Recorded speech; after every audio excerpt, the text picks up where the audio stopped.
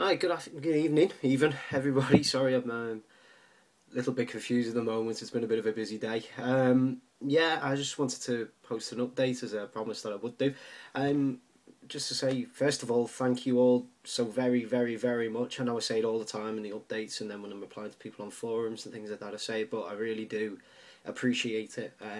Not just on my behalf, but also on the behalf of every other diabetic that I'm trying to kind of fight for with regards to this. I don't mean that to come off sounding grandiose or pompous or anything like that, but I really do think that I'm trying to help other people. I'm not just concerned about myself with regards to all of this.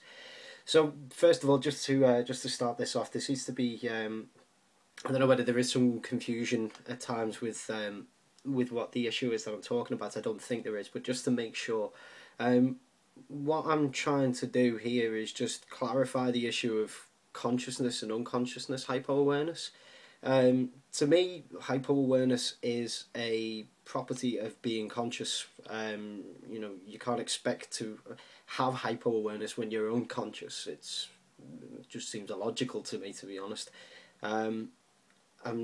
Secondly, if I have awareness of hypos when I'm sleeping, if I have unawareness of hypos when I'm sleeping, but I have awareness when awake, why does that operate my ability to operate a motor vehicle, which you tend to operate, I would hope, when you're conscious? Unless I'm asleep when I'm driving, then this really shouldn't come into the decision that's made at all. But, who am I to tell EU legislation how to act? Seem to be a law unto themselves. And what I've been saying all day to people is that this whole issue is like punishing a child for wetting the bed. The child can't control the fact that it's wet the bed. It just does because that's what its body does, and they're not conscious to stop it from happening. When they are conscious, they don't wet themselves. This is exactly the same situation here, and I don't think that is a particularly hard concept for people in EU government, whatever it is, to grasp. The other example that I've been trying to give around today is that it's if you imagine a comatose patient who is in a coma for a reason completely unrelated to diabetes, then say if they were diabetic and they then had two severe hypoglycemic attacks whilst they were in a coma, and when they wake up, say if they were within a year of each other and he wakes up within a year, would that person then have their licence revoked according to the DVLA standards? If so, that just seems a little bit silly, to be perfectly honest, and I hope people agree with that. I hope people can see the line of reasoning that's going on there, which I'm sure you all can, because everybody seems to be really on the ball with all of this and seems to agree with what I'm saying, and as far as I'm aware, what I'm saying isn't out of the ordinary. So what's happened today then? Well, the GP has, my GP even, has informed that they're going to be getting back to me at some point. I have no idea when that might be, but they have a message saying that I need their help with regards to writing to the DVLA and appealing the decision that they've made. My diabetic specialist management team, my diabetic management team, are gathering together tomorrow to see what they can do. That team essentially consists of my diabetic specialist nurse and and a consultant who works at St Helens Hospital. They're basically organising their plan of attack, and I've emailed them the background of what's happened and things like that. So hopefully, by tomorrow, I've been informed by Suzanne, who's the specialist nurse, that I will have an answer tomorrow with regards to what we're going to do. And hopefully, I might have an answer tomorrow as to whether I've succeeded or failed in my own case. Other than that, obviously the petition has really picked up, and I'd like to say thank you very, very much again for all of you signing, reading, sharing it around, things like that. I think the petition was on 118 signatures the last time I checked, which is amazing. I'd just like to ask you to keep it all up, keep sharing, keep creating awareness about the petition and things like that. And also now, stupidly, when I first was tossing this around on Twitter, I didn't have a hashtag to go with it.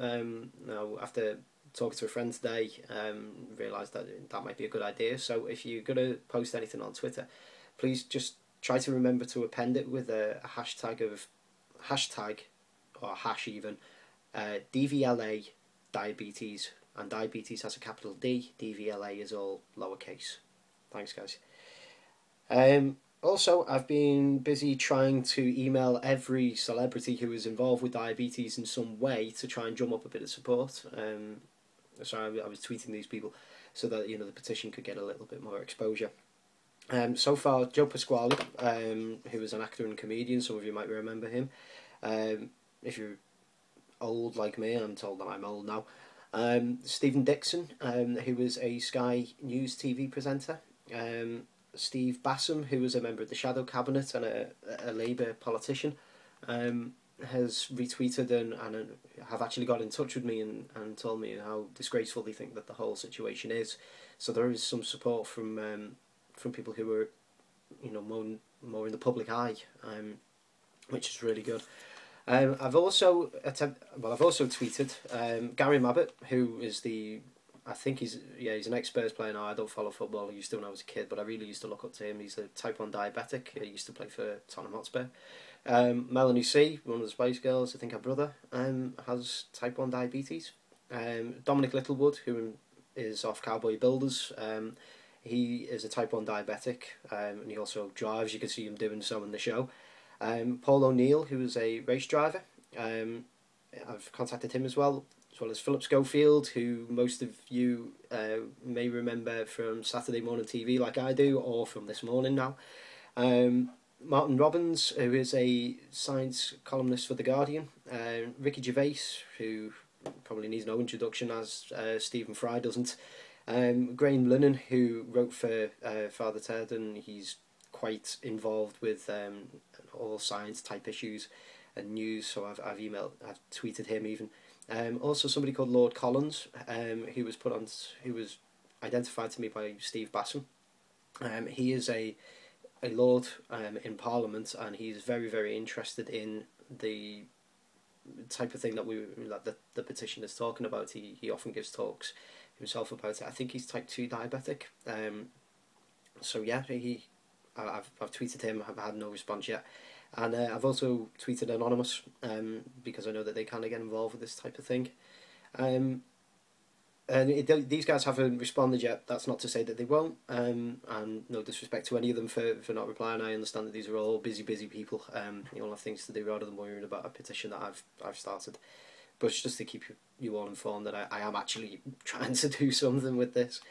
There's been a massive response from ordinary Twitter folk. I wouldn't class you as ordinary, but just to differentiate between the two people for the moment, for ease of clarification.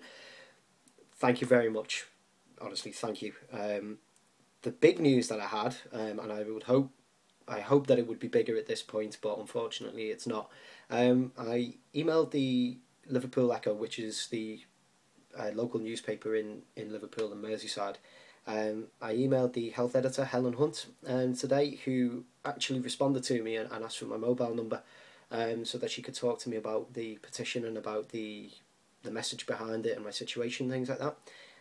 She's very interested in the story. It seems. But the talk that we were meant to have today was actually postponed, unfortunately, because she was called into a meeting and it didn't happen today. She's asked to be kept updated with regards to the progress of the petition, so I have been doing that. So yeah, hopefully I will be able to speak to her at some point in the future. Hopefully tomorrow, fingers crossed. Other than that, I've been posting on loads more forums to try and spread the word about the petition. I've had lots of people saying that they'd come on and signed, and they agree with what I say, and for that, thank you so much. That support means an awful lot, both to me and to other people as well, to other diabetics, and even people who don't have diabetes or whose families might be affected by diabetes, or friends. People such as them have been signing today, and I'm sure your friends and your family thank you as I do. Other than that, I've been trying to step up the seriousness of the whole issue with people now, and I've been trying to organise meetings with my local MP, Stephen Twigg. Um, at the moment, I've not had any response back yet, obviously because he's a busy person. That's completely fair enough. But yeah, what I'm hoping to do when I talk to him is to just get together a plan of attack. Organise what I'm going to do with the petition itself, how we can try and raise it in a parliamentary setting, so that some constructive discourse can be had about the details of the legislation that's caused all of this trouble in the first place. I'm also I have also identified other relevant local MPs who I can contact to get in touch with, get in contact with to talk about all this stuff and try and get some support. So yeah, I'm just going to carry on with that tonight pretty much and see how it goes. For those of you who think I don't work, I do work. I've got a part-time job. I'm doing a PhD thesis on the side.